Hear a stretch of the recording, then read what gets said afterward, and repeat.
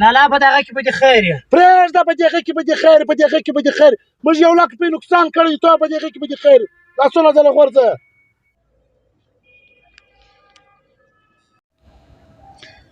زه شکر دی دا کار هم وسولو بس اوس به هلک ته ورغږ کړم راشي موټر به سره سټارټ کړو نو د هغومره ټیم دی چې ځان رسولو په ښار کې خو هم رش دی لکه پیرکه دلته راسه لالا څه دې ویل ما درته ویلې زما خو د سعودي کار وسو نو ته ورسه موټر سټارټ کړه نو به ځو به ایرپورټ له په ښار کې رش دی څه وختي به ورسو دی نه چې بیا ونه ځنډېږي ډېر راسوانه دي سمه ده لالا زه به ورسم ګاډۍ به سره صفا کړم بس صفا کوه ماما خالي سټارټ یې کړه غږ پر راوکړه به زه بیګ میګ د رقم ولاړ اوسم سمه ده لالا سمه بیداري وکړه لږ بیداري وکړه ناوخته دی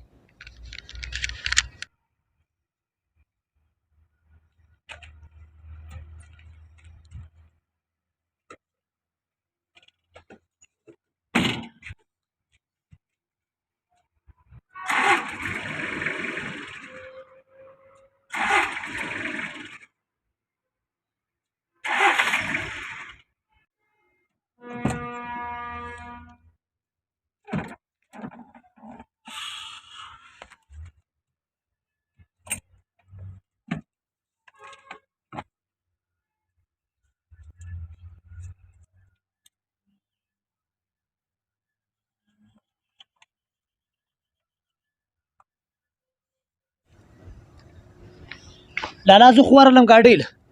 ګاډۍ چې سټارټ کړم ورته بنده شي سټارټ یې کړم ورته بنده شي هېڅ سر مې په خلاصېږي وروره خو ګرو ورځې ته چلې په دې زه څه خبر یم دلته زما ایرپورټ ته نیمه ګنټه پاتې وه موټر سټارټ یې ورته بند امسري له ټلیفون روکه څخه د کو ایرپورټ مړه جاز کرا سوال دي زه بدلې پاتې سم سمه ده زه اوس د سیمې سره بیداري کوه او څه ته را کار دي ستیغه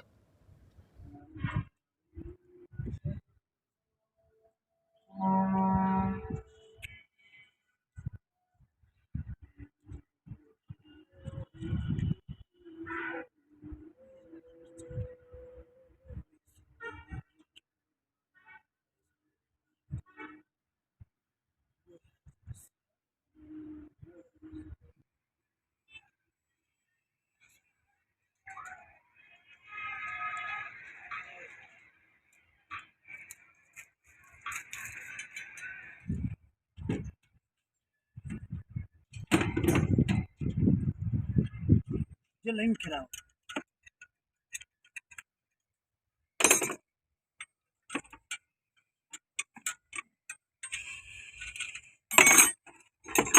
بیدار سه استاد هلته زما د ورور کار خراب سړی دې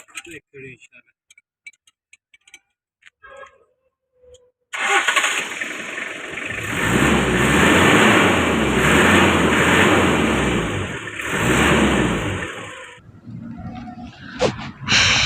لالا راځه د خیره موټر سم شو موټر درځه در غورځه ته ایرپورټ 10 منټه پاتې هله بیداري کوه درځه ناوخته دی یاله وره تلفون وره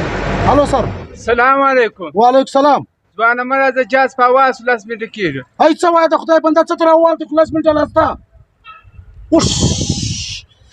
اوش 1 لک روپۍ نقصان مې وسو څه کیسه ده لالا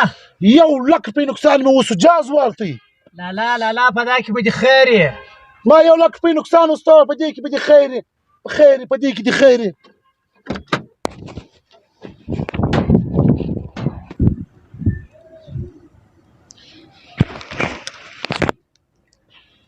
سلام علیکم وعلیکم سلام څنګه یې عثمان خان خیرات شکر ته ښه یې جوړ یې